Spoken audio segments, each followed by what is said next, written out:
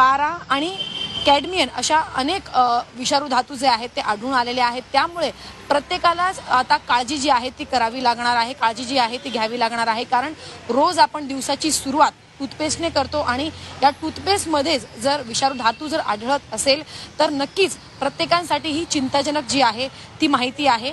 खरं तर लहान मुलांवरती याचा मोठ्या प्रमाणात जो आहे तो आरोग्यावरती परिणाम होऊ शकतो अशी ही भीती या संस्थेच्या रिपोर्टमधून जी आहे ती देण्यात आलेली आहे। त्यामुळे डॉक्टर आणि तज्ज्ञांचं असं म्हणणं आहे की जेव्हा तुम्ही टूथपेस्ट खरेदी करतात त्या संदर्भात संपूर्ण खात्री करूनच असे टूथपेस्ट जे आहेत ते तुम्ही घेऊ शकता। कारण आपण बघतो की टीव्हीमध्ये अनेक ॲड दिल्या जातात, मोठे मोठे जे कलाकार असतात ते या टूथपेस्टची ॲड करतात, त्यामुळे आपण त्या कलाकारांकडे बघूनच अशा प्रकारे टूथपेस्ट आपण खरेदी करतो अनेक वेळा। त्यामुळे वर्षानुवर्ष जे आपण टूथपेस्ट वापरतो त्यामध्ये अनेक विषारू धातू जे आहेत ते आढळून